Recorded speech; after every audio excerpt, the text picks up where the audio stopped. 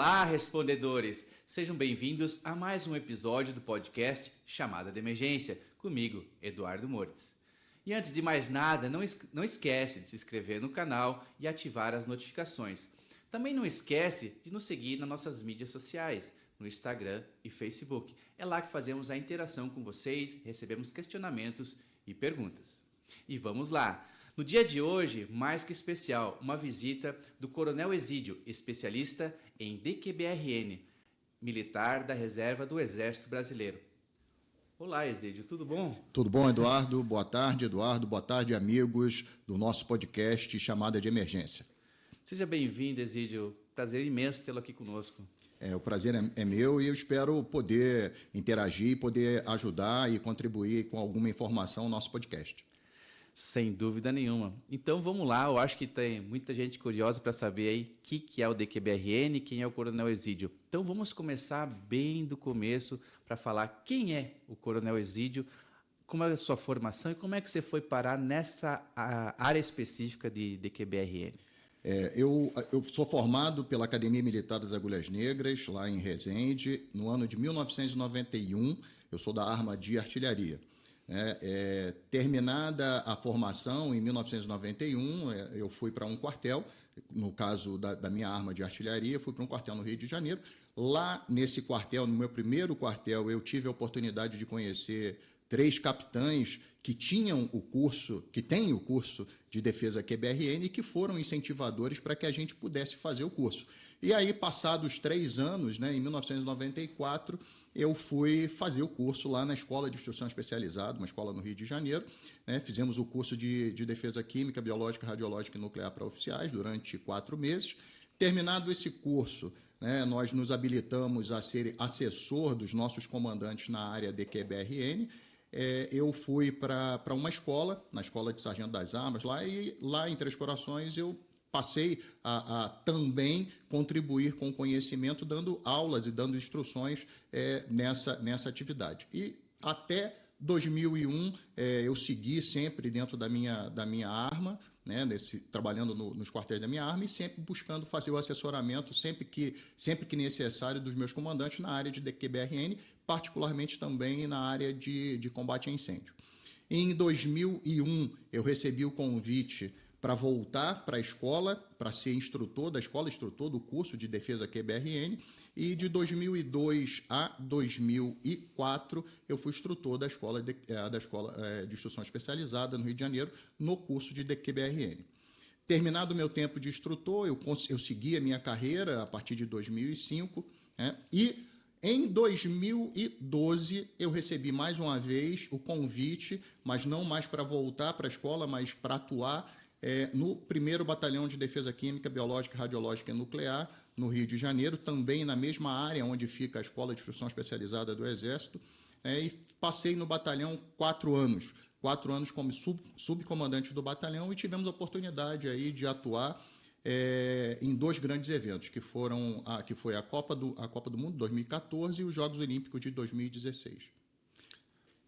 Pô, que legal, Coronel, que baita experiência, hein? Então você estava nesse ramo logo quando aconteceram os 2 principais eventos de repercussão internacional, né?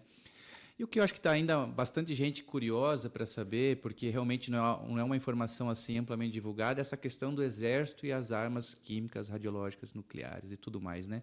Então, a nossa pergunta, e de muita gente, então, o Exército tem uma área específica para tratar desses assuntos. O que é essa história do DQBRN? O Exército tem vertentes que tratam do assunto DQBRN. Nós temos o que nós chamamos a vertente operacional, hoje representada pelo Batalhão QBRN, pelo 1º Batalhão da QBRN, que fica no Rio de Janeiro, e pela Companhia DQBRN, que fica lá em Goiânia. Temos a vertente do ensino, na área de QBRN, que é representada pela Escola de Instrução Especializada, onde oficiais, subtenentes e sargentos vão até a escola para receber a formação, receber a especialização. Temos a área de CIT, de Ciência e Tecnologia, hoje representada pelo Centro Tecnológico do Exército e pelo Instituto de Defesa Química, Biológica, Radiológica e Nuclear, que fica no Rio de Janeiro também. né? E temos a vertente de saúde, hoje representada o nosso Hospital Central do Exército e pelo Instituto de Biologia do Exército. Que bacana, que bacana. Então, essa parte um pouco, vamos conversar um pouco sobre essa sua experiência com relação aos grandes eventos, né? A atuação de vocês lá, como é que ela se deu, assim? O que aconteceu lá? Qual é a relação de vocês com o evento? O Exército ele veio de uma experiência grande desde a partir de 2001, né, com a reformulação da estrutura e com a necessidade de reformulação da estrutura QBRN. Né? Foi criado e desenvolvido o sistema de defesa QBRN dentro do Exército, e dentro desse sistema, toda a estrutura, como eu falei, ensino, tecnologia, operacional, foi amplamente modernizada, né? E com o passar do tempo, o Exército e o Brasil ele foi envolvido e foi demandado a participação de alguns eventos de grande visibilidade, como, por exemplo, Jornada Mundial da Juventude. Nós tivemos também os Jogos Pan-Americanos, Copa das Confederações, né?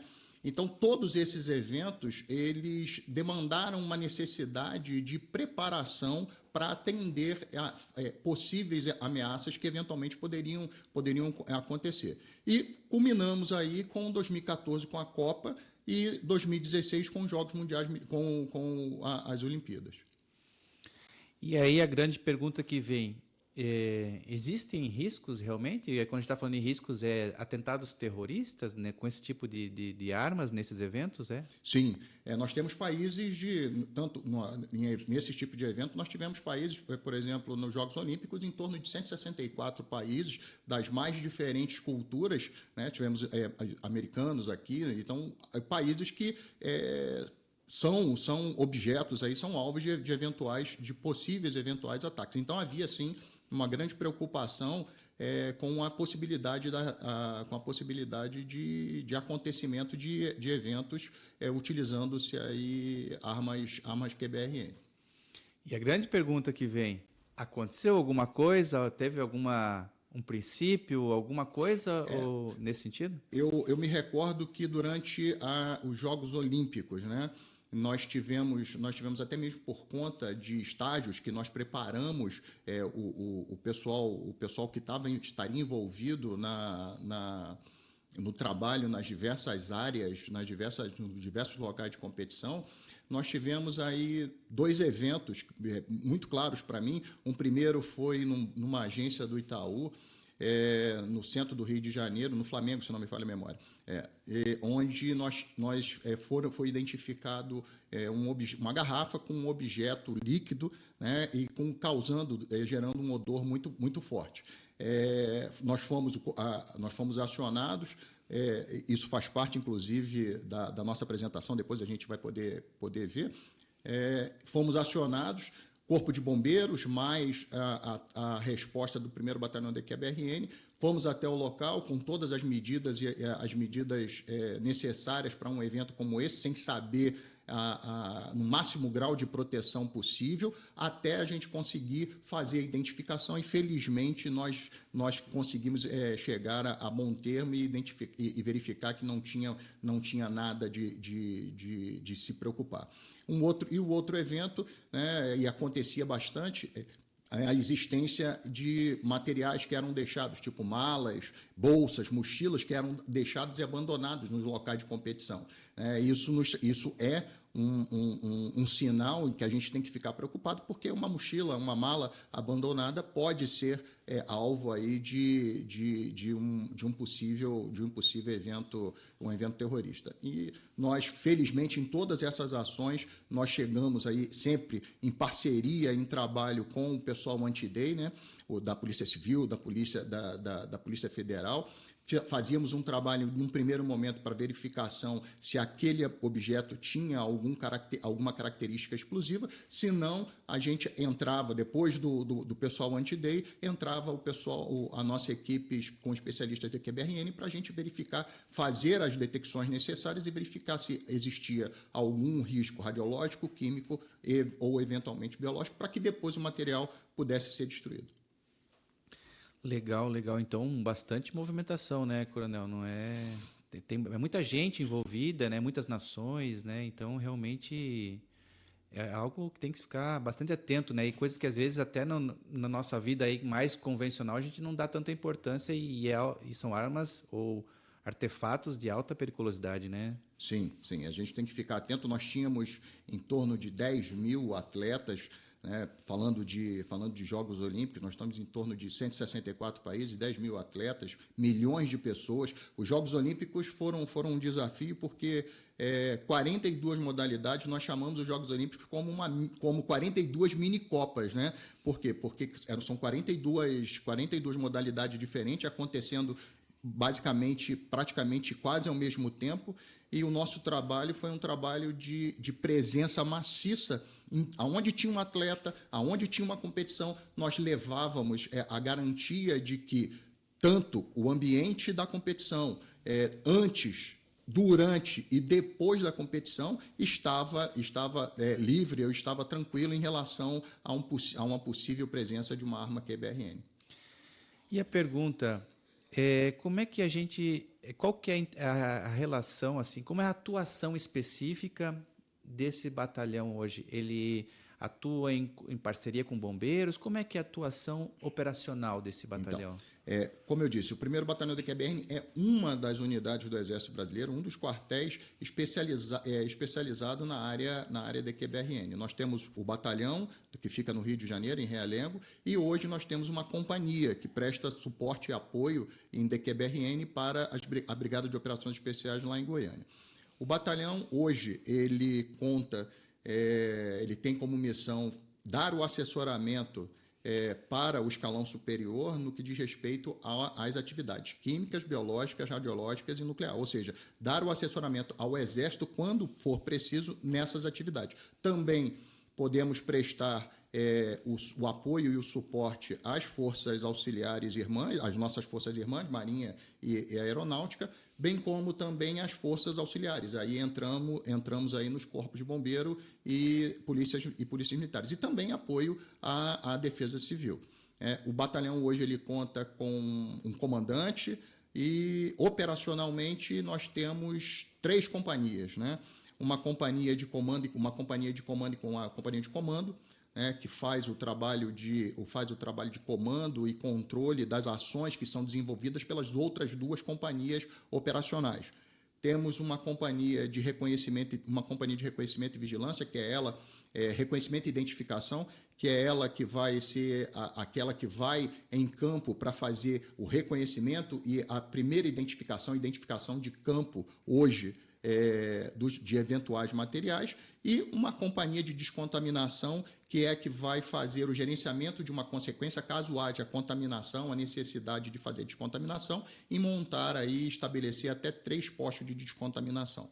Essa é a capacidade do nosso batalhão QBRN. O batalhão hoje conta com materiais de altíssimo nível, detectores que hoje contemplam outros exércitos de grandes países, e no que diz respeito a materiais, o batalhão não deixa a desejar.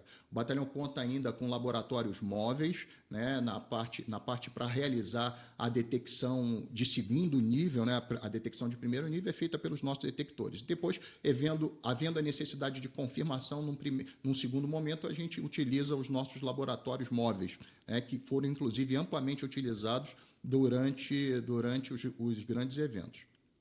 Então foi legal também que essa parte de grandes eventos capacitou em formas de recursos humanos e materiais bastante essa parte do Exército. Nós tivemos um aporte grande de recursos, a aquisição de bastante material e também a realização de bastante estágio, bastante conhecimento nessa área.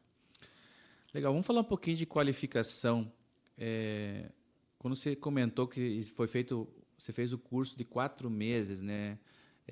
Quem que pode fazer? O que é abordado nesse curso, assim, de uma forma geral, assim? Então, nós utilizamos, no curso, são ministradas instruções nas 3 grandes áreas, como eu tenho falado: na área de defesa química, na área de defesa biológica, na área de defesa radiológica e nuclear e na área de emprego tático, né? Na área de comando e controle. No curso, nós temos, inicialmente o conhecimento de quais são os principais agentes, né, QBRN, né, utilização de equipamentos, como é que nós fazemos a utilização dos equipamentos de proteção individual e como nós nos defendemos em função de uma eventual necessidade, de um eventual ataque. Aprendemos também a fazer monitoramento, a fazer reconhecimento em áreas eventualmente contaminadas. E na parte de comando e controle, utilizamos aí softwares de comando e controle que dá a capacidade de você gerenciar o serviço, o trabalho que é feito em campo. E essa é a linha do teu treinamento específico, curso específico para oficiais, e também então tem a parte de sargentos, e os soldados também fazem daí lá no batalhão, é isso? Isso. Para os oficiais, subtenentes e sargentos, nós temos cursos que são feitos na Escola de Instrução Especializada. Os oficiais e sargentos, depois de formado nas suas escolas de formação, eles podem escolher, como qualquer outro curso que o Exército tem, a especialização em defesa QBRN. Vão para lá, para a escola, e passam em torno de 3, 4 meses absorvendo os conhecimentos daqueles militares que tiveram a oportunidade de realizar cursos. Nós temos militares que vão realizar curso nos Estados Unidos, na Espanha, militares que vão realizar curso em Portugal, em países de nação amiga, onde o Exército o Brasil tem relacionamento. A gente adquire o conhecimento e passamos essas informações para os oficiais, subtenentes e sargentos nessas áreas que eu falei com você. No caso dos cabos e soldados que vão para o batalhão QBRN, o batalhão QBRN, como a companhia, é um quartel normal, como qualquer outro quartel aqui em Curitiba, que passa pelo sistema de conscrição anual do nosso Exército, né? O batalhão ele recebe, no início do ano, janeiro, fevereiro, aqueles jovens que fizeram 18 anos, né? E para poder prestar o serviço militar obrigatório, né? Passam inicialmente no batalhão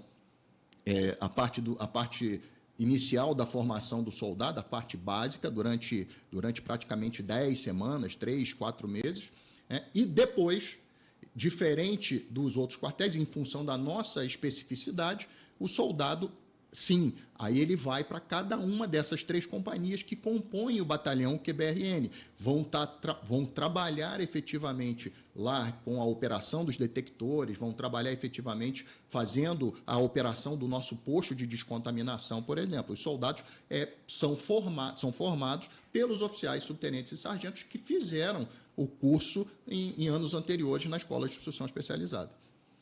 Legal, então acabaram os grandes eventos, mas continua toda essa tratativa, né? Continua porque o Brasil continua participando e dando resposta à participação e à parceria que o Brasil tem com instituições, como, por exemplo, o Brasil tem a responsabilidade na área da América Latina junto à Organização de Proibição de Armas Químicas, né? O Brasil o batalhão é um representante tem condições de fornecer e dar o batalhão para ser empregado na área da América do Sul e Caribe, em proveito de um eventual incidente que venha a acontecer. E a gente pode citar aí o caso, por exemplo, eu tive a oportunidade em 2015 de levar um pelotão para o Paraguai, para poder dar o suporte e o apoio ao Paraguai durante a visita do Papa Francisco naquele país. E parece também alguma atuação em relação às usinas, é isso? O batalhão também, dentro daquela ideia do suporte à área de defesa civil, o batalhão ele tem como missão dar o apoio e dar o suporte num eventual incidente que aconteça nas usinas, nas centrais nucleares Almirante Álvaro Alberto, lá em Angra dos Reis. Eventualmente, se acontecer um problema, há todo um plano de evacuação daquela região, um plano onde o Exército, além do batalhão, o Exército participa com outros elementos, né? e o batalhão entra na parte de poder fazer a detecção, o monitoramento de todos aqueles moradores que saem das regiões próximas às usinas, né? Além de fazer o monitoramento, também, eventualmente, fazer a descontaminação quando for preciso. Tem exercícios, né? Acontecem exercícios planejados para fazermos a interação com os diversos órgãos que participam desse evento, e o batalhão está presente também nessa atividade. Legal. Coronel, quer mostrar sua apresentação e comentando para a gente? Ok. Vamos, edição, se puder botar a apresentação ali do Coronel. Nós falamos sobre o batalhão da QBRN, cuja missão é apoiar e assessorar o escalão superior na parte de defesa QBRN e também dar o suporte à defesa civil, às outras forças armadas e às forças auxiliares. Como eu falei, os soldados do batalhão QBRN, o batalhão participa da conscrição, como todo quartel do Exército participa, recebe soldados e forma. Aí, essas imagens aí são imagens dos soldados recebendo a instrução, o soldado realizando o tiro com equipamento de proteção individual. À direita, a gente vê um equipamento, um material nosso que é utilizado nós utilizamos na descontaminação diária, na descontaminação pelo fogo, que são lança-chamas. Então, olha só, é interessante a gente perceber algumas coisas. Eles estão ali com o fuzil, fazendo toda a parte de tiro, né? Mas a particularidade que você não vê em outros lugares é eles estarem com máscara. Com máscara, exatamente. Nós temos que ter condições de, além de fazer as nossas atividades específicas na área QBRN, também de combater se for preciso. E, sendo preciso, temos que estar em condições de utilizar o nosso armamento individual. E esse ali na direita é o lança-chamas, famoso lança-chamas, né? Lança-chamas. Nós utilizamos para realizar a descontaminação diária, pelo fogo. Interessante. Pode seguir. Como eu falei, né, o batalhão ele conta com três companhias, né? A primeira companhia, que é a companhia que faz o reconhecimento e identificação, se vale de detectores de alta tecnologia. A gente vê aí à esquerda 2 soldados utilizando o detector químico, o GDA. Se não me falha a memória, ao fundo é Brasília, e à direita um detector de área, que é o SIGES, que tem um alcance aí de 5 a 8 quilômetros, é um detector muito sensível e que facilitou bastante o nosso trabalho por conta da possibilidade de detectar substâncias químicas a essa distância. Então, ele qual a tecnologia? É infravermelho? Infravermelho? E ele consegue ver uma fumaça, alguma coisa assim? Ele consegue detectar. E aí o resultado da imagem passa para o monitor e a gente consegue identificar. Inclusive, é bem interessante, por exemplo, né, a gente colocou no estádio, durante as Olimpíadas, nós colocamos quando nós fomos para o Paraguai, e ele consegue identificar, por exemplo, a amônia dos banheiros, né, e álcool, inclusive do pessoal tomando cerveja lá nos estádios. A gente consegue ter essa segurança, né? Que equipamento interessante, né? E nós temos 3 desses equipamentos. 3 equipamentos. Isso, e utilizados em larga escala. E essa coisa dos 5 a 8 quilômetros? 5 a 8 quilômetros, exatamente. Caramba. Isso nos dá uma baita segurança, né? Interessante. Próximo, por favor. Bom, a outra companhia, que é a companhia que faz a descontaminação caso aconteça a necessidade de fazer descontaminação. Na descontaminação, né, a companhia ela tem a capacidade de fazer descontaminação de pessoal, aí ao centro a gente vê a tenda de descontaminação, nós temos que também capacidade de fazer a descontaminação de viaturas e a descontaminação de material. À esquerda, a gente consegue identificar dentro de uma tenda onde é feita a descontaminação de uma pessoa, né? A gente retira todo o equipamento da pessoa e a pessoa toma um banho, né, com um agente descontaminante. À direita, uma foto onde a gente consegue identificar a descontaminação feita com a viatura comprada recentemente, em 2016, pelo Exército, que é a viatura TEMAV. Ela tem a capacidade de fazer a descontaminação em aeronaves e também em viaturas, por utilizar ali uma espécie de grua. Facilita bastante o trabalho de descontaminação. E o batalhão tem essas viaturas. Tem essas viaturas e então ele está preparado para descontaminação em todas essas áreas, tanto biológica. Sim. Exato. Nós temos para cada, dependendo do tipo de ameaça, um descontaminante específico para ser utilizado. Nós vamos ter a oportunidade aí de mostrar, eu tenho fotos aí da descontaminação de uma aeronave que foi feita por conta do transporte de uma pessoa supostamente contaminada com ebola, saindo inclusive aqui de Cascavel, né? Nós vivemos isso em 2015. Eu tenho fotos aí para a gente mostrar. Próximo, por favor. A história do batalhão ela vem lá de 1953, né? Término no final da Segunda Guerra Mundial, com a finalidade de manter o conhecimento adquirido, né? Foi criada em 1953 a Companhia Escola de Guerra Química, né? A Companhia Escola de Guerra Química ela veio atuando no Exército até 1987, quando essa companhia ela foi transformada em companhia de defesa química, né? Depois, por conta da experiência que foi adquirida no acidente do Césio 137 lá em Goiânia. E em 2012, fruto da necessidade da preparação para os grandes eventos, por conta da necessidade dessa preparação, e a gente está capacitado para essas atividades, a companhia, então, se transformou em batalhão QBRN e em Goiânia foi estabelecida uma outra organização militar, que foi a Companhia de Defesa QBRN, né? O batalhão, então, em 1987, em ação de defesa civil, junto com a Comissão Nacional de Energia Nuclear, participou do acidente do Césio 137 lá em Goiânia, né? É um acidente radiológico aí que é estudado em todo o mundo, né? Nós tivemos aí praticamente 129 pessoas contaminadas, um trabalho de remoção de quase 13 mil toneladas de rejeitos, né? Praticamente metade disso aí contaminado. Meia-vida do Césio ali, 33 anos, então há uma necessidade de você saber trabalhar e saber acomodar e guardar esses rejeitos até que a meia-vida seja superada. Não tem onde dispor facilmente, só mandar, tem que esperar a meia-vida. Exatamente, né? Exatamente. Próximo, por favor. Bom, como eu falei, né, a nossa experiência ela vem de tempo, né? Então, nós tivemos aqui no Brasil Jogos Pan-Americanos em 2007, você vê, e aí é importante, a partir desse slide, a gente vê a mudança no nível de material que a gente foi adquirindo, que o Exército foi possuindo, né? Então, nós começamos aí com Jogos Pan-Americanos em 2007. Próximo, por favor. A nossa participação, Jogos Mundiais Militares, Rio +20, né, em 2011 e 2012. Próximo, por favor.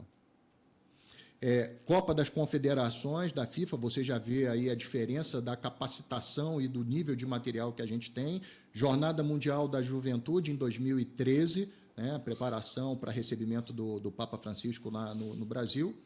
Próximo, por favor. E culminando aí com os dois grandes eventos que fizeram com que o Brasil aparecesse efetivamente para o mundo. O primeiro deles, em 2014, eu estava no batalhão, no planejamento, na coordenação do emprego QBRN do batalhão.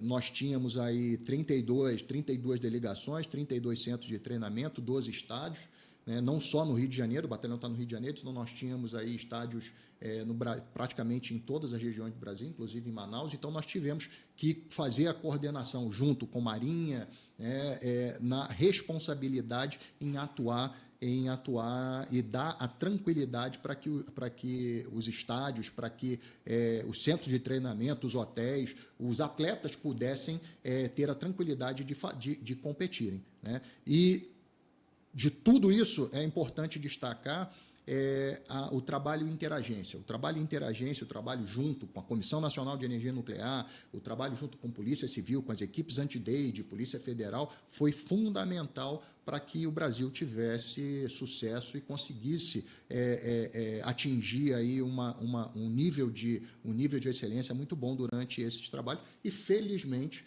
nós não tivemos aí problemas e tudo correu como planejado.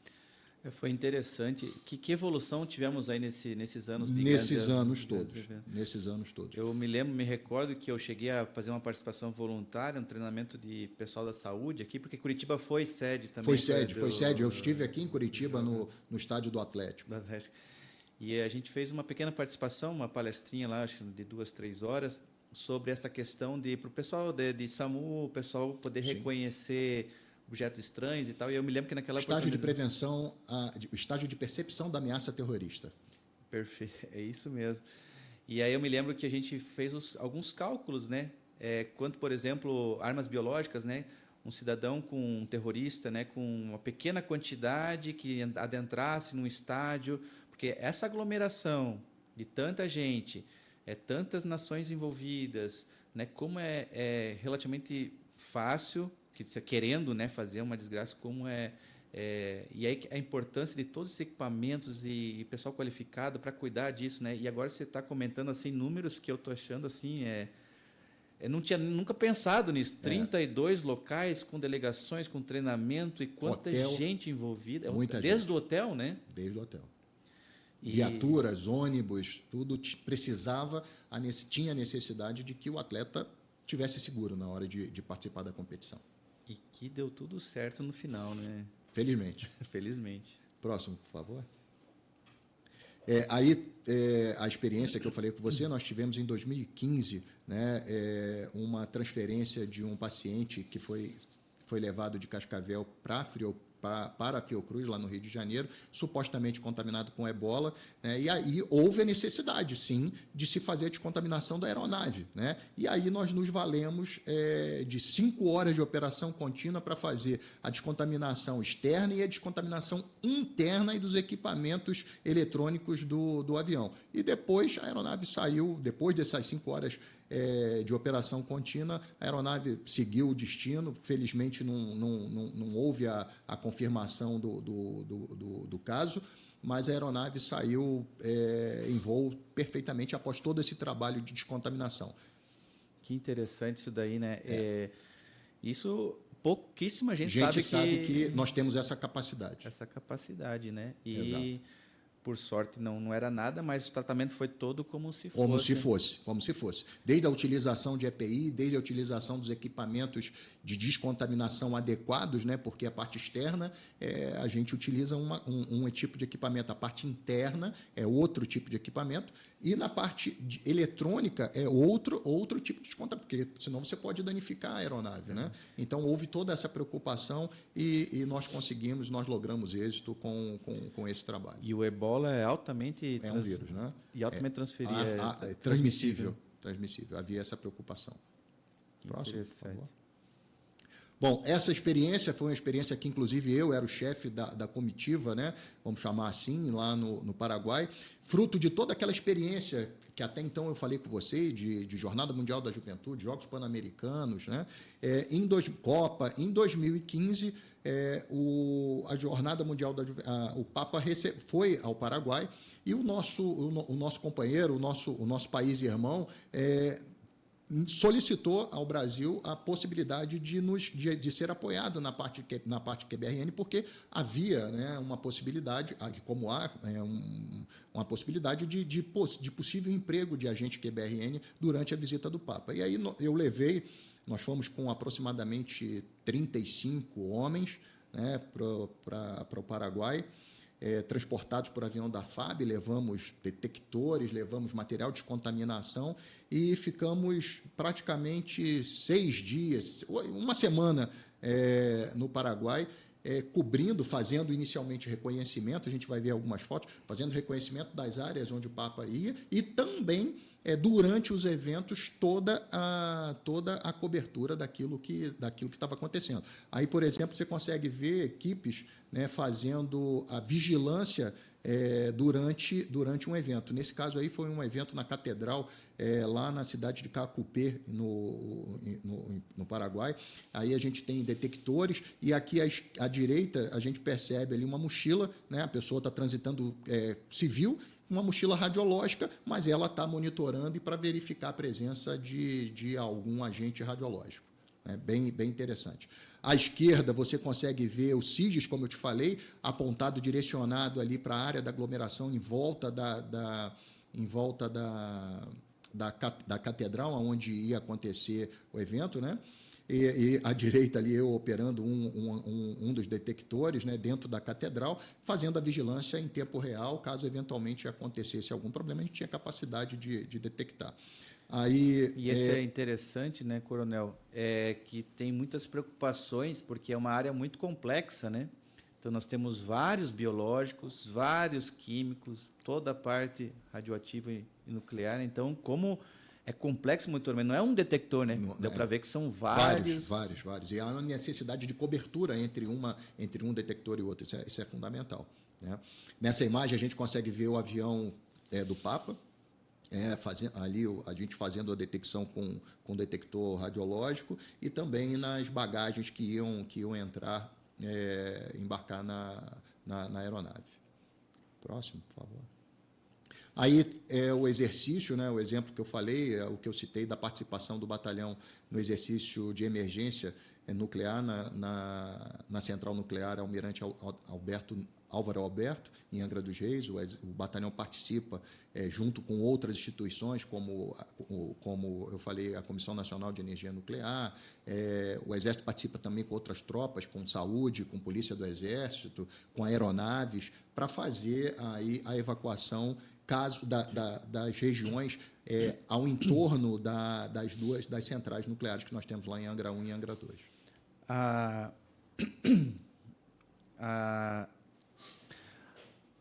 O senhor chegou a comentar a questão do césio, né?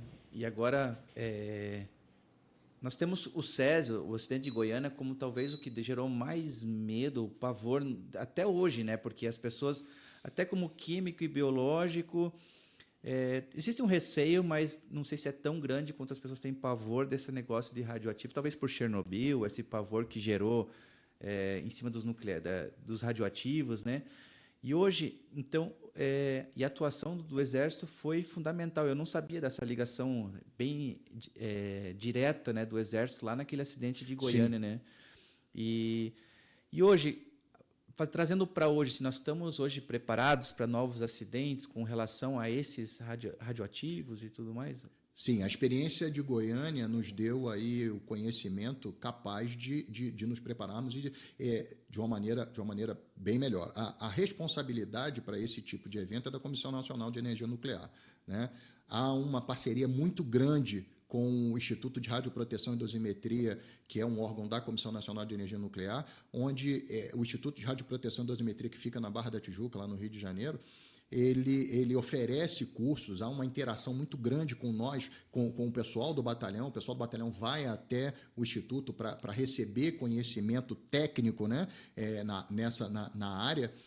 E a interação é tão grande que nós temos o contato dos nossos amigos da emergência, eventualmente acontecendo um problema. Eles conhecem, fruto exatamente dessa interação nos grandes eventos. Eles sabem da nossa capacidade e nós sabemos da capacidade deles.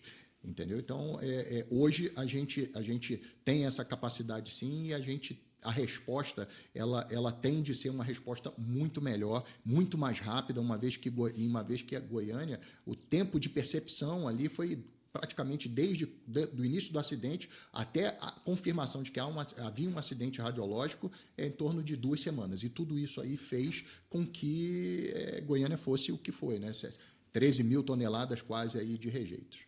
A gente está recebendo aqui algumas informações via mídias sociais. Tem gente que não sabe exatamente o que ocorreu lá em Goiânia. O senhor poderia explanar um pouquinho mais o que foi esse acidente, por que ele aconteceu e o que assim, de uma maneira muito geral, né, muito ampla, nós tínhamos o Instituto de Radioterapia de Goiânia. Ele tinha uma cápsula de césio, um equipamento médico, né? E esse instituto estava abandonado. E uma pessoa, na busca de vender o invólucro daquele material, ele foi até aquele local e retirou o material pesado, né? Retirou o material de lá, né? E com a finalidade de separar para vender as peças daquele equipamento médico, ele começou a separar as partes daquela cápsula, né? E chegou até onde tinha a fonte de aproximadamente 19 gramas de sal de césio, né, de cloreto de césio, e apenas 19 gramas. Quando a pessoa abriu, viu ele levou até o ferro velho, uma pessoa que abriu, levou até o ferro velho para vender aquele material. quando abriu e viu aquele material cloreto de césio, o sal de césio ele tem uma forma, uma coloração azul, né? E ele chama bastante atenção, né? E a pessoa achou bonito, achou interessante, e aí a contaminação começou a acontecer, dele levando para casa, levando para a esposa, e a coisa saiu fora do controle, né?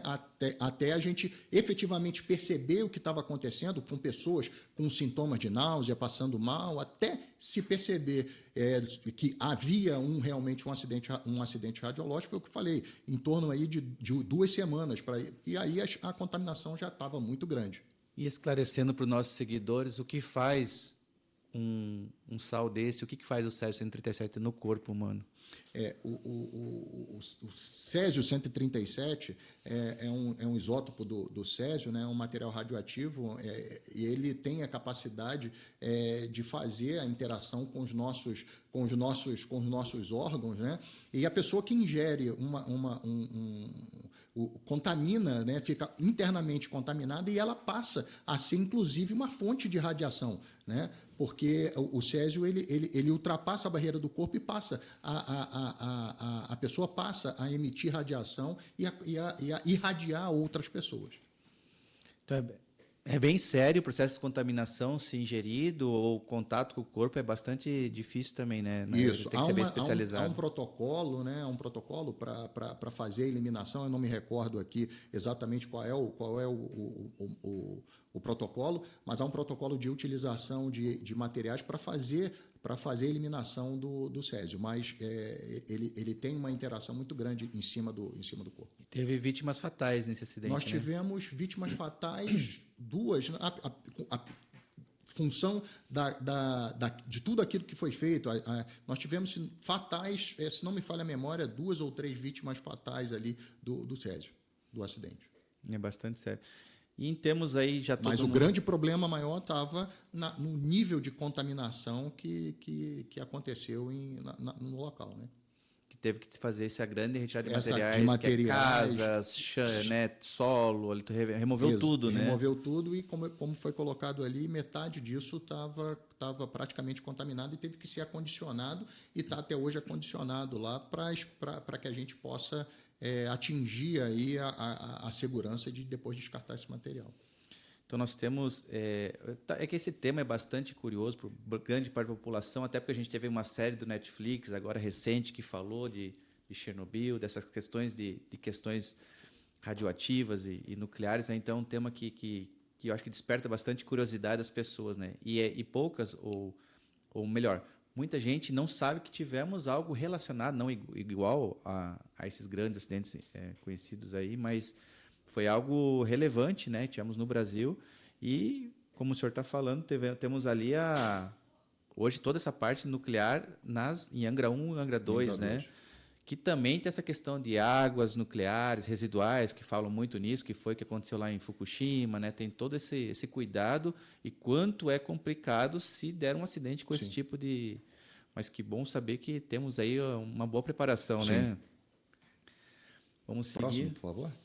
Bom, a maior experiência, né, nossa foram os Jogos Olímpicos e Paralímpicos de 2016. Nós, como eu falei, nós comparamos aí, falamos que os Jogos Olímpicos foram 42 campeonatos mundiais, né? 42 Copas do Mundo feitas em 17 dias, né? Então, na Copa de Futebol, só o futebol, né? 42 esportes diferentes, áreas as mais variadas possíveis, e aonde tinha um atleta havia a tranquilidade e a segurança de que nós estávamos fazendo, junto com todas essas agências envolvidas, fazendo a cobertura, o monitoramento, o reconhecimento, a vigilância antes, durante e em condições de, eventualmente, se acontecesse qualquer problema, de podermos fazer a descontaminação massiva de um eventual acidente, né?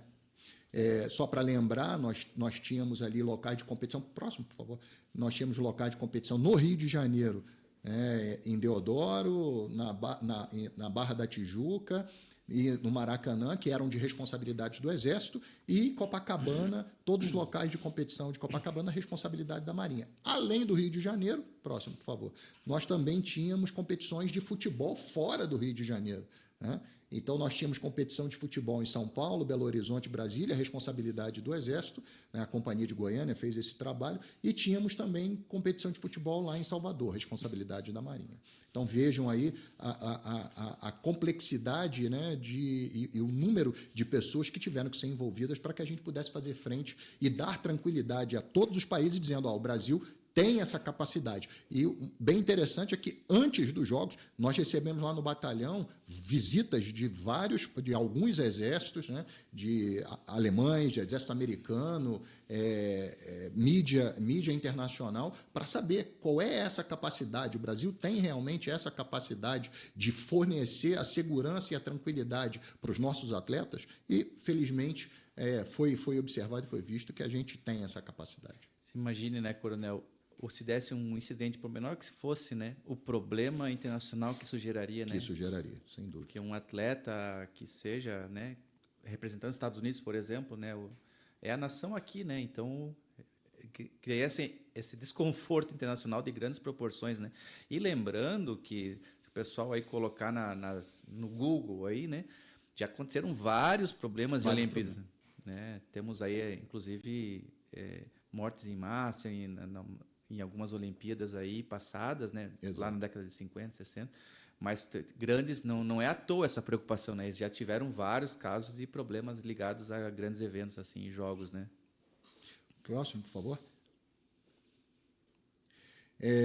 E aí mostra, né, antes dos eventos, toda uma preparação. Há uma necessidade imensa, né, de fazer esse trabalho, como eu falei, de interagência, para que todas as agências envolvidas falassem a mesma linguagem. Então, havia uma necessidade de uma preparação específica, né? Havia uma necessidade de que você se preparasse, simulasse eventos, metrô, estação de trem, estação de ônibus, né? Fizéssemos simulados de transporte de feridos por aeronave, simulados de eventos que acontecessem em locais onde a população fosse passar, para que na hora dos jogos, a gente tivesse com tudo muito bem concatenado e que as coisas saíssem. Mesmo a gente sabendo que, num momento em que acontece, normalmente a gente é um momento de grande conflito, um momento de grande dificuldade, mas a gente estava com tudo muito bem estruturado, muito bem treinado, né, para atender uma eventual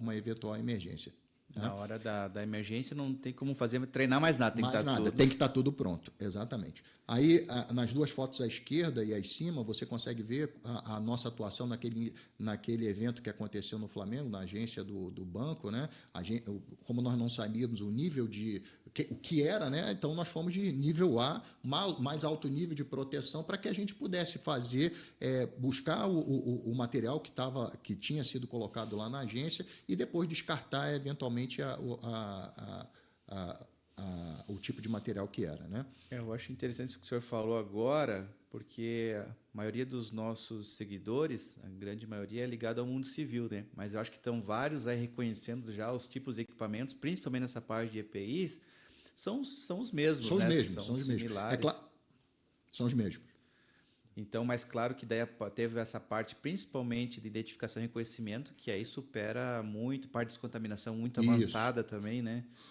Então, são parecidos, mas complementados. E aí você vê na execução propriamente dita dos jogos, né, a utilização, por exemplo, o estádio vazio, né, fazendo a varredura, como a gente costumava chamar, fazendo o reconhecimento dos locais antes da competição, né, para que a gente pudesse assegurar a população e aos atletas que aquele local estava seguro. Né? À esquerda, embaixo, você consegue identificar o nosso laboratório e uma viatura de resposta rápida à emergência que nós utilizamos. Pronto. Então, ali, principalmente essa interessante a questão do laboratório, né? Então, quantos são? Nós temos dois laboratórios. Um laboratório radiológico e um laboratório químico, né? Com a capacidade de fazer a identificação de segundo nível. A detecção e a primeira identificação é feita pelos detectores portáteis, né? Verificada detectado o material e verificado inicialmente que há um material, ele é a gente faz todo um processo de coleta de amostras, né, para que essa amostra possa ser validada e reconhecida nos nossos laboratórios e depois, inclusive, nos laboratórios de referência. Inclusive, o Exército tem lá no Instituto de DQBRN, lá dentro do Centro Tecnológico do Exército, lá em Barra de Guaratiba, um laboratório certificado pela UPCW para fazer a identificação de elementos químicos. Fantástico. Quer passar o vídeo agora? O vídeo resume tudo isso que a gente falou sobre Jogos Olímpicos. É bem interessante que a gente tem uma sequência de fotos, né, que mostra a nossa atuação.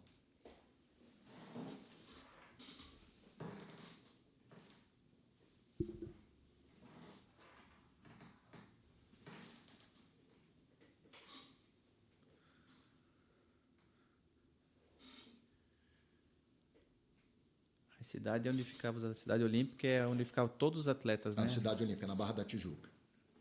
Exato. Aí, inclusive, é o local aí, o residencial dos atletas, né? Então lá permanentemente pessoal do Exército.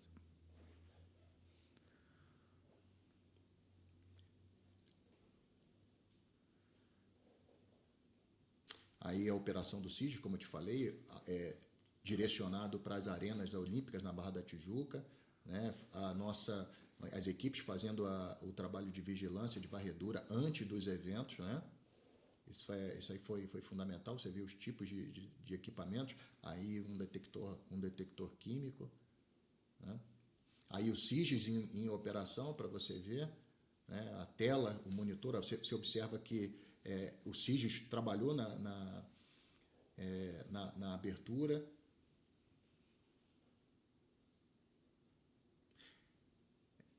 Ver essas imagens hoje, né, é bem interessante, porque a pessoa não consegue entender o que está por trás de tudo isso, né? A gente trabalhando para que isso aí pudesse acontecer, para que tudo isso pudesse acontecer da melhor maneira possível. Realmente é muita coisa. Aí é o Engenhão também, onde foram feitas as competições de atletismo, né?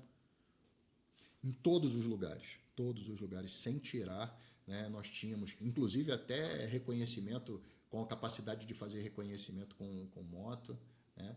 Todos os estágios, em todas as arenas, em todos os locais de competição, Exército, Marinha, Aeronáutica, Comissão Nacional de Energia Nuclear, Força Nacional do SUS, todos interagindo para dar a melhor Polícia Civil, Polícia Federal, para dar a melhor resposta e deixar com que o evento pudesse transcorrer e ser como foi. O pessoal assistindo os fogos, achando tudo lindo, não tem não noção, sabe o que está por trás, né? Não tem noção.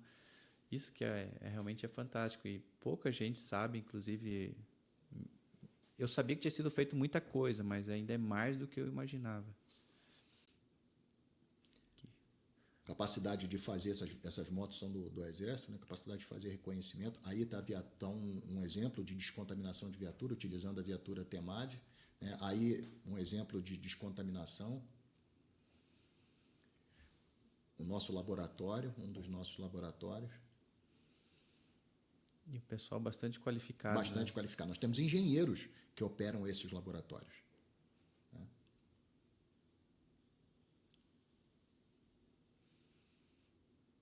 Bandeirinhas de outros países aí, pelo jeito. Aí a gente consegue perceber o pessoal antiterror, né, trabalhando conosco. Do Brasil também? Do Brasil também, Forças Especiais. Ah, tá. Então tinha toda a parte ainda militar mesmo, militar né? Mesmo de também. Sniper, esse tipo de coisa, né? Sim, tinha. Aí nós temos aí a viatura de resposta à emergência, a viatura de descontaminação, o shelter de descontaminação também. Então, nós tínhamos a estrutura montada e reconhecida em cada área de competição, caso houvesse algum incidente, para fazer o estabelecimento de um posto de descontaminação, né? Havia essa necessidade. Exercício de simulação, né, caso acontecesse algum incidente. Sim, Monitoramento também feito utilizando aeronave. Aí um posto de descontaminação montado na área da ISE e do batalhão da QBRN. Tudo isso para dar a tranquilidade para que a gente pudesse assistir a isso, né? E não nenhuma cena catastrófica o Brasil ficar marcado como alguma coisa. Exatamente. Deu tudo certo.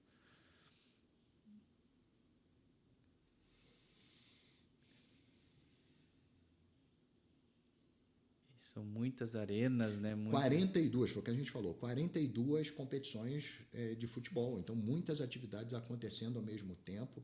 Nós não tínhamos especialistas para atender a tudo isso. Nós tivemos que fazer a formação, a formação e a qualificação de tropas que não são especiais. Uma vez que a gente só tem um batalhão e uma companhia, né, mais a Marinha com também capacidade, nós tivemos que todo um trabalho de preparar equipes para dar a primeira resposta e deixar o especialista com a parte efetivamente acontecesse um evento. Então, esse trabalho de levantamento, de varredura, de utilização de detectores, em boa parte nós tínhamos pessoal que foi formado, foi qualificado para isso. Não era a tropa específica QBRN como é o nosso batalhão, mas foi preparada para isso, né?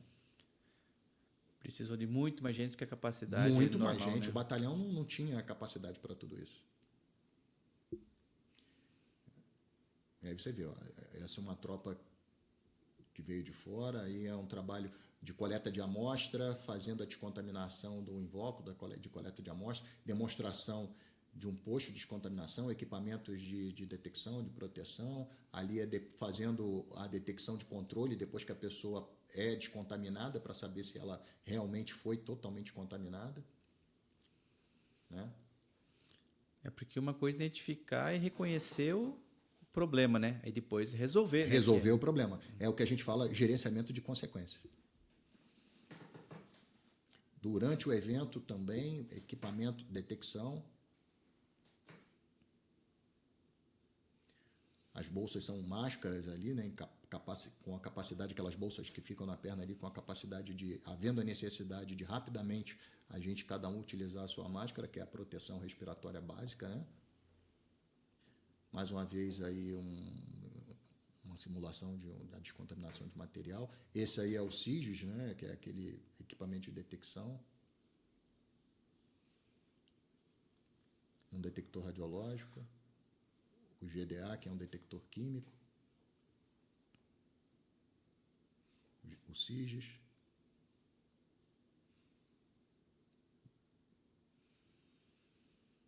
E aí a gente consegue observar, né, a sequência de como a coisa tem que ser feita, um ao lado do outro, para que o comandante do batalhão da QBRN, na época das Olimpíadas, né,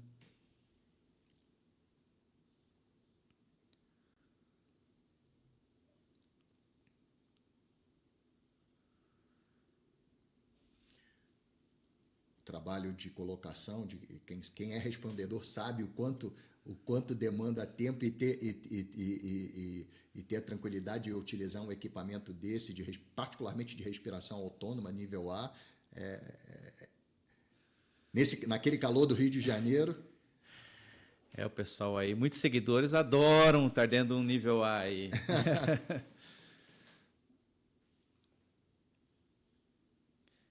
Isso é uma coisa que chama atenção, né? O pessoal com EPI o tempo inteiro, né? Então, às vezes, fica várias horas aí dentro dos EPIs, não encapsulado, mas dos outros, né? Nos outros EPIs, principalmente o nível B, por exemplo, né? Que a gente utiliza no posto de descontaminação. Imagina você fazer um trabalho, como apareceu aí, de descontaminação de aviatura, você tendo que utilizar uma nível B, que era uma roupa impermeável, né? Máscara, uma roupa impermeável de plástico, né? Os nossos soldados saíam, depois que a gente fazia o treinamento, quando ele tirava isso em Realengo, lá no Rio de Janeiro, 40 graus fácil, né? Então, o camarada, depois que tirava, ele estava suado, assim, de tirar a roupa e ter uma quantidade enorme de suor, desidratado. Então, quer dizer, o treinamento para que ele pudesse durar a ação, aguentar, eventualmente, era muito grande.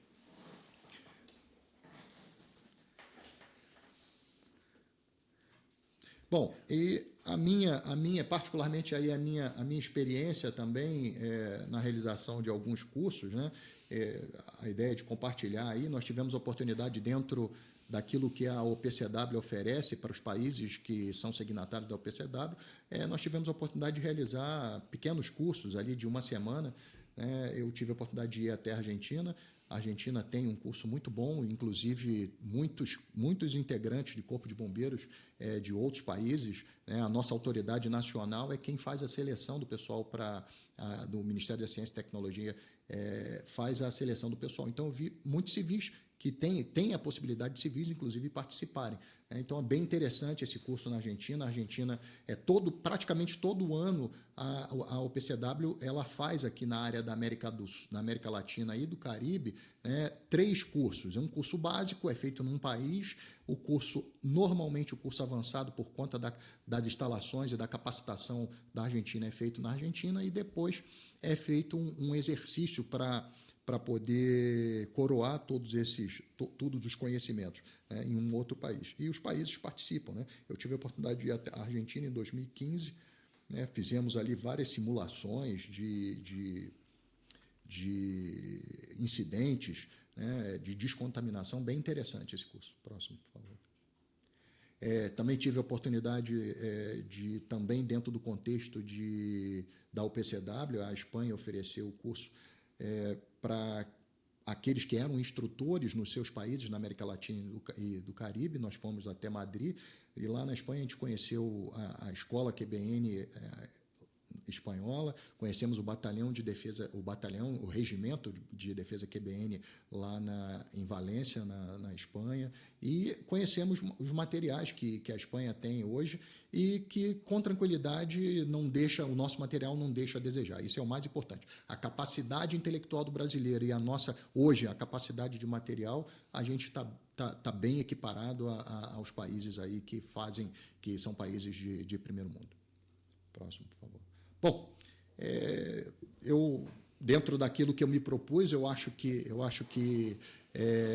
espero ter contribuído aí, não quero encerrar, mas espero poder ter trazido alguma informação útil para os amigos seguidores do podcast, e me coloco à disposição eventualmente em outras oportunidades, caso haja necessidade e interesse. Legal, Coronel, e tem bastante pergunta aqui, tá? Antes de mais nada, queria convidar o pessoal que está assistindo, que está adorando essa palestra, realmente com muita informações bastante relevantes. Não esquece de se inscrever no nosso canal, ativar as notificações para ficar sabendo quando serão as próximas entrevistas, e também aproveitar e já seguir nas nossas redes sociais, Instagram, sempre podcast, Chamada de Emergência, e também no Facebook. E como todo episódio eu trago aqui sempre um souvenir, uma camisa, alguma coisa.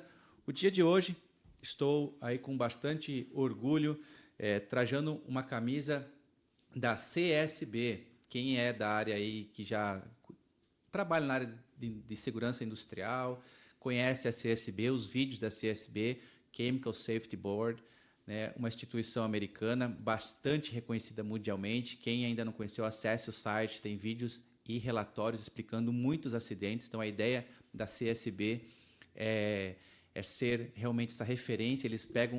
Acontece um acidente, eles vão lá, investigam, fazem um relatório, fazem um vídeo explicativo por que aconteceu aquele acidente e divulgam aí amplamente nas mídias. Tem lá o site deles, então csv.gov, se eu não estou equivocado, acesse lá, que com certeza é muita informação relevante. E para você ser da CSB, são 4 ou 5 pessoas escolhidas pelo governo americano, que tem a chancela do presidente dos Estados Unidos para ser parte da CSB. Então, um pessoal de altíssimo gabarito. E quem me presenteou com essa camisa aqui foi o nosso amigo Manny Arish, um grande especialista na área de emergência, uma das referências mundiais nesse tema. Ele que já foi gerente lá do Centro de Treinamento de Pueblo, no Colorado, na TTCI, trabalhou em BASF por 25 anos. Então, um profissional que eu procuro me espelhar, um grande mentor aí na área da emergência química. Então, Manny Arish, lovely gift, thanks so much, I hope to see you soon, man. Então, a gente mantém contato ainda com o Manny e pretendo aí de novo encontrar ele em breve. E quem sabe até para um podcast, fica já o convite, já vou falar com o Manny, quem sabe trazer uma entrevista diretamente lá do Manny Arish aqui para podcast Chamada de Emergência. E também não deixar de agradecer os nossos patrocinadores, Hazmat Group, a empresa de treinamento e consultoria na área de produtos perigosos, está fazendo treinamentos de referência na área de GLP, amônia e muitos documentos, PGR, a parte de plano de atendimento de emergência e muito mais. Então, se você necessita de algum desses serviços, entre em contato lá com a hazmatgroup.com.br. E se você quer ser parceiro do nosso podcast, estar aqui com a gente, trazendo muita informação de altíssima qualidade, como a que estamos tendo aqui hoje com o Coronel Exídio, se junte-se a nós, venha ser parceiro, patrocinador, e ainda conseguimos manter o canal no ar e levar muita informação ainda para o ar. Então, quer ser patrocinador? Entre em contato com a gente e seja também um parceiro, um aliado nessa nossa iniciativa de levar informação de qualidade para o público de forma geral relacionado então aos temas de emergência químicas. E agora até hoje um pouco mais expandido, né? Químicas, nucleares, radioativas e muito mais. Fica aguardando o próximo episódio, aí com certeza ainda muito mais informação está por vir. Então, Coronel Exídio, vou abrir aqui algumas perguntinhas que estão vindo aqui pelas nossas mídias sociais. Posso fazer, Coronel? Vamos lá, primeira pergunta. O Brasil tem programa de armas químicas, bomba atômica ou algum tipo de biológico? Não. O Brasil é signatário dos tratados de não proliferação desse tipo de arma. Então, nós não temos nenhum projeto de desenvolvimento desse tipo. Nós temos a capacidade intelectual, é uma coisa, né? Nós temos a capacidade intelectual, sim, mas não desenvolvemos até mesmo por conta da assinatura desses tratados. Vamos lá, para a próxima. Aí já nessa linha até, inclusive. Quais são os principais tratados e convenções internacionais que o Brasil aderiu para a proibição e controle de armas químicas? Exatamente, eu não me reporto, mas o nome, né? Nós temos o Tratado de Ottawa, que, se não me falha a memória, é na área radiológica, se não me falha a memória, e o Tratado de Não Proliferação de Armas Químicas. O Brasil é signatário desse tratado por meio da Coordenadoria Geral de Bens Sensíveis do Ministério da Ciência, Tecnologia e Inovação. O Brasil, então, é signatário tanto dos tratados de armas químicas, biológicas e do tratado de armas radiológicas. Isso é bem interessante, né, Coronel, quando a gente fala de armas químicas, né? Quando nós nos remetemos lá à Primeira e Segunda Guerra Mundial, né? Sim. Onde nós até estávamos comentando, né? A parte de a primeira arma química utilizada foi o cloro, né? E depois foi culminando com a história até chegar no gás mostarda, né? Então é um tema bastante interessante do ponto de vista histórico, mas que basicamente acabou com aquela questão de guerra, né? Porque uma vez que você tem arma química, a guerra tradicional ela se torna até, vamos dizer, irrelevante, porque é quem jogar a bomba primeiro ou quem acertar o químico primeiro no outro, né? Porque não tem como a gente ver lá essa questão do cloro, né?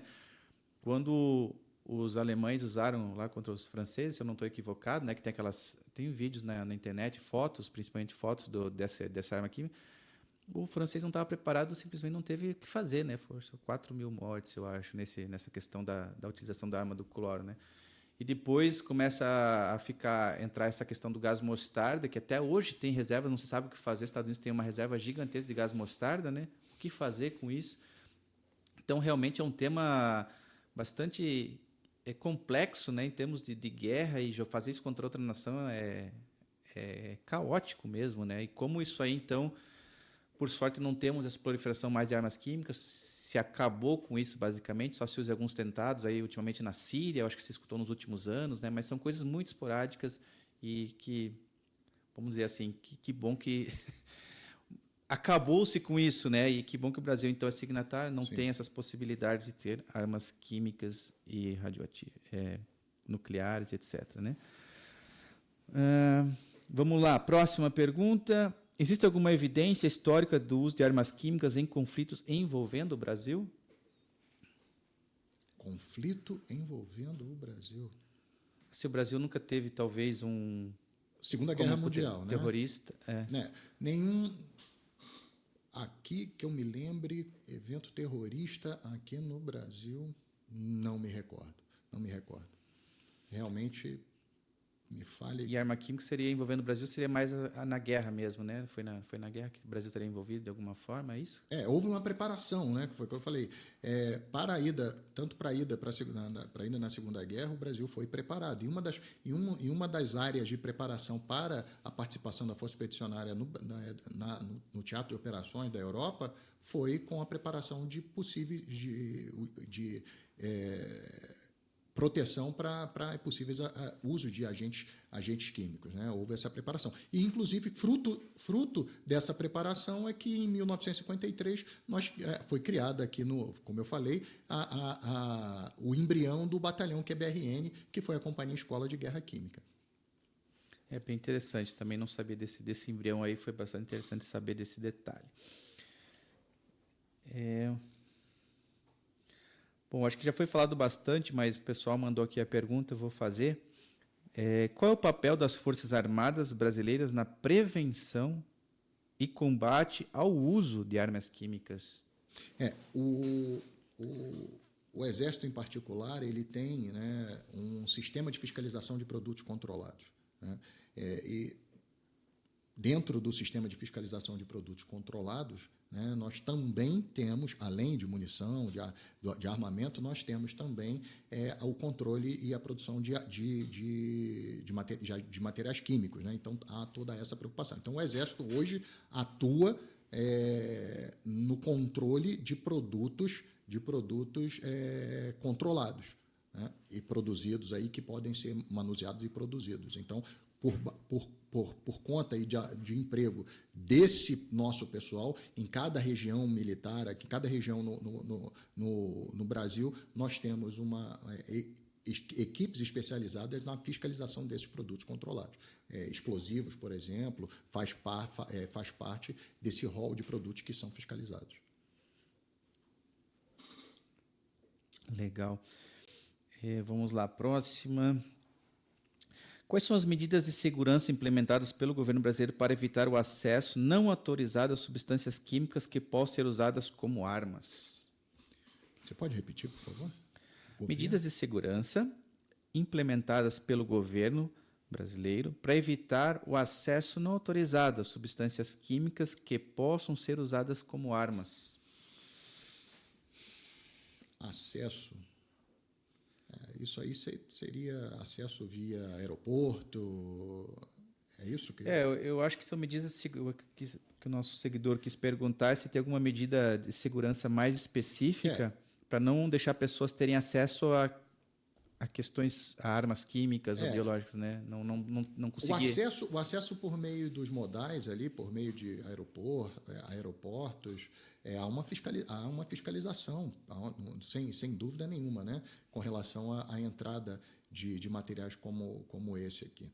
E no que diz respeito à utilização de materiais da indústria, né, há uma preocupação da própria indústria nacional no acompanhamento, particularmente, daquilo que entra nas indústrias e daquilo que sai também, né? Então, eu imagino que seja isso. Há, sim, uma rotina estabelecida para que a gente não tenha o perigo de, eventualmente, descontrole desse tipo de material e esse material que possa ser utilizado aí na produção eventual. Fica bem interessante aqui levantar esse tema, né? Da visão, que já é uma visão americana, que é a mesma questão do que pode ser feito para o bem, né? Nós utilizamos químicos todos os dias. Por exemplo, a minha especialidade, que é a amônia, né? A amônia está na refrigeração, está nos fertilizantes e em muitos outros usos hoje. Mas se eu quiser fazer o mal, é um químico com toxicidade que eu posso fazer. Então, não é questão de, que aqui é a pergunta, né? Não é questão de armas, químicos com objetivo de ser armas. Na verdade, o químico está aí, né? Basta querer usar ele para o mal, né? E aí que está esse grande... o ponto que daí entramos nessa questão terrorista, querer fazer o mal com o químico. O químico está aí, vamos dizer assim, livre acesso, com todos os controles que o senhor falou, mas, obviamente, são químicos convencionais, né?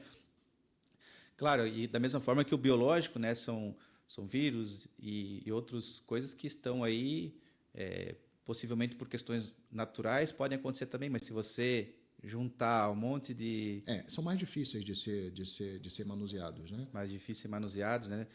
Mas são vírus, vamos dizer assim, normais que podem encontrar, mas o que muda é o objetivo, né? Sim. É ser o terrorista, é causar o mal, né? Então, aí que está o ponto, né?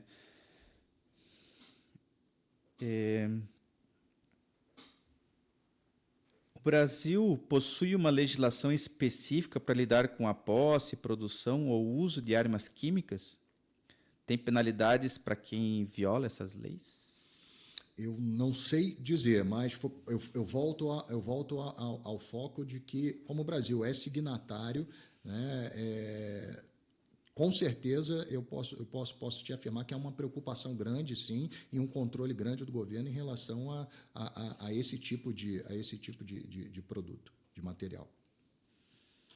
E as penalidades devem entrar toda essa questão de terrorismo. Com certeza. Com certeza deve ser penas, né, duríssimas aí, porque só quer o mal. Não tem quem se envolva nisso que não quer um mal extremo, né? Existem instituições de pesquisa ou laboratórios no Brasil que estudam armas químicas para fins defensivos ou preventivos? Não, como eu falei, não para produzir, como eu falei, o Brasil tem hoje laboratórios, né? Eu cito o Instituto de QBRN lá em Guaratiba, no Rio, com essa capacidade, né? Inclusive é um laboratório reconhecido pela OPCW, um laboratório que passou por uma certificação rigorosa, vários testes para que ele pudesse ser reconhecido como um laboratório de certificação internacional. Mas não para produzir, mas sim para identificar, tem a capacidade de identificar possíveis agentes químicos, sim, ou substâncias químicas. Vamos lá para mais uma. Quais são os protocolos de emergência em vigor no Brasil em caso de suspeita ou ocorrência de um ataque com armas químicas? Traduzindo, se tivesse agora aqui uma suspeita aqui em Curitiba, o que ia acontecer? A primeira resposta é a Defesa Civil, né? Quem dá a ação, quem faz o acionamento inicial é a Defesa Civil. Imagina-se que o Corpo de Bombeiros vai acionar, né, uma equipe do Corpo de Bombeiros especializada, né, com produtos perigosos. Essa equipe chega ao local, faz uma demarcação inicial da área, uma delimitação inicial da área, e, a partir daí, a gente vai fazer o controle daquele incidente. Eventualmente, se o Corpo de Bombeiros tiver capacidade de fazer a coleta da amostra, de fazer a identificação daquele material que está ali, perfeito. Faz a coleta, leva-se para os laboratórios de referência. Caso não haja essa capacidade, como eu falei, há a possibilidade de se utilizar, por meio de acionamento, a capacidade do batalhão QBRN, que está no Rio de Janeiro. O batalhão tem essa possibilidade e é treinado, inclusive, para poder atuar em qualquer lugar do Brasil. É claro, né, que há uma demanda de tempo, né, até que o material, a gente tem lá o material que fica loteado em condições de ser empregado, né, então nós seríamos acionados por meio dos ministérios correspondentes para que pudéssemos vir, se fosse o caso, vir até Curitiba e dar o suporte e assumir a partir daí as ações naquele eventual exercício, né? Mas eu acredito que Curitiba tenha, o Corpo de Bombeiros aqui tenha essa capacidade de operar com produtos perigosos. Mas é interessante que o senhor comentou essa questão do pronto emprego. Pronto emprego. Se você precisar agora colocar no avião lá e trazer para cá, tem como. Nós temos os planos de embarque e carregamento para aeronave, para viatura. Se for preciso, o batalhão está em condições. Vamos lá, última pergunta. Como o Brasil monitora e controla a exportação de produtos químicos que possam ser usados para a produção de armas químicas em conformidade com os tratados internacionais? Nós temos, como eu falei, a Secretaria-Geral de Bens Sensíveis, lá no Ministério da Ciência, Tecnologia e Inovação.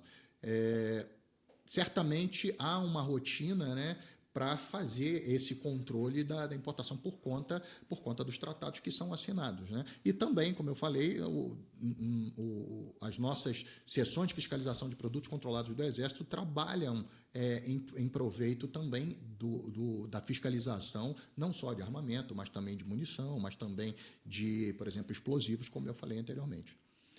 Se eu posso até dar uma pequena experiência com relação à indústria mesmo, né? Eu sei que quando eu trabalhei na região de Porto Alegre com uma empresa que desenvolvia parte de chips e toda essa parte de eletrônica fina, né? Eles precisavam importar muitos químicos de alta periculosidade, químicos bastante controlados, né? E eu sei que foi muito difícil, é um processo longo para você importar químicos delicados, né? Então não é fácil e exige aí até mesmo porque, né? Até mesmo os países que vendem falam, por que você está querendo isso, né? Então é toda uma, não é nada fácil trazer químicos assim restritos. Estou falando de fosfina, silano, químicos realmente. Os organofosforados. E essa indústria precisava de muitos químicos em pequena quantidade, mas em muitos químicos, e foi um processo bastante complicado de importação. Então, já pelo lado da indústria, eu sei que isso não é nada fácil, né? Isso é bem controlado mesmo, né? Então, tá. Acho que encerramos as perguntas. Bom, Coronel, queria agradecer demais a sua participação. Foi fantástico tê-lo aqui. Eu acho que trouxe muita informação que grande parte da população não conhece, né? E até nos deixa um tanto mais tranquilo como civis, que existe essa preocupação do Exército com um tema cada vez mais relevante, que é essa questão de armas químicas e biológicas, né? A gente sabe que gente querendo fazer o mal tem bastante por aí e são coisas que, querendo ou não, podem afetar a vida de qualquer um que esteja aqui ou nos assistindo, né? Porque uma questão biológica, um químico sendo liberado numa grande cidade, a gente sabe o grande catástrofe que é. Então, que bom trazer sua experiência, eu acho que foi bastante relevante. Queria deixar aqui um minutinho para o senhor fazer os seus comentários finais, tempo livre, queria abordar algum assunto, algum agradecimento, alguma coisa, mas de antemão já agradeço demais a sua presença, foi realmente um bate-papo fantástico. Bom, quero aproveitar a oportunidade de dizer a satisfação de ter vindo aqui, aceitado o convite, né, o desafio, porque estando afastado da atividade já há 3 anos, falar novamente da atividade é um desafio. Mas dizer para todos que o Exército, né, particularmente com as nossas tropas da QBRN, o batalhão da QBRN e a companhia da QBRN, está preparado e não deixa a desejar em relação a nenhum outro país. A gente que teve a oportunidade de conhecer estruturas de outros países, a gente consegue perceber que na capacidade de conhecimento e na capacidade de material, nós não deixamos a desejar nada. Então, a nossa população pode ficar tranquila e saber que nós contamos com pessoal preparado, com pessoal habilitado, né, e com material de primeira linha para dar frente a uma possível emergência química, radiológica, biológica e nuclear. E o mais importante é com a capacidade de interagir com todos os outros órgãos governamentais. Isso é fundamental. Isso aí foi algo imprescindível e algo que nós trouxemos como um fator mais positivo dos jogos que nós, dos grandes eventos que nós participamos. Então, a população pode ficar tranquila, o nosso Exército está aqui pronto para dar o suporte e o apoio no caso de um evento, no caso de uma demanda que aconteça com esse tipo de material. Muito obrigado. E você, nosso seguidor que está aqui nos acompanhando, muito obrigado pela sua participação em mais esse episódio do podcast Chamada de Emergência. Te vejo no próximo episódio.